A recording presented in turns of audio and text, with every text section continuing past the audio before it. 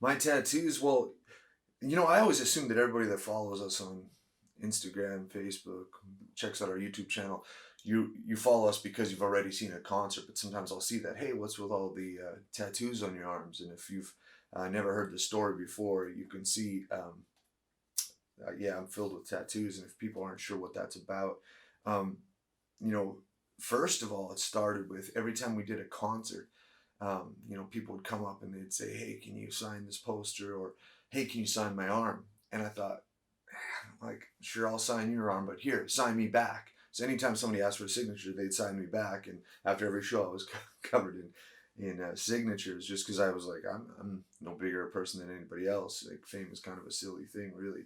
But then when we started really focusing on suicide at our shows, when that became such a forefront topic because so many people were dealing with mental illness, we started getting suicide notes handed to us and to counselors and stuff right after the shows, and then we started seeing all these posts of students and, well, fans just tattooing our lyrics on their arms where they used to cut or insert their needles, or just as a reminder of the day that we met, or the day they ripped up their suicide note, or the first time they went and saw a counselor. So when I saw the lyrics, I wept. I was like, wow, somebody, like, our concert or a song that we wrote is that important to somebody. And I'm thinking, if if I'm that much a part of their life, I'm like, how could I show them they're that much part of my life as well? So, we've been handed over 900 signatures, or no, sorry, 900 suicide notes at this point, and I took all the signatures off the suicide notes off the bottom, and I tattooed them on my arms.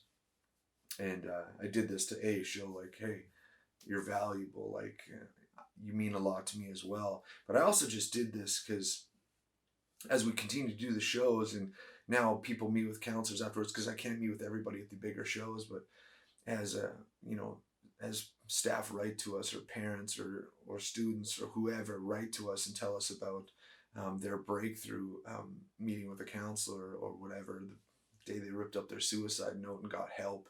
um, I just want to be able to show people, like, look, these, if you've had those thoughts at some point in your life, you're not alone.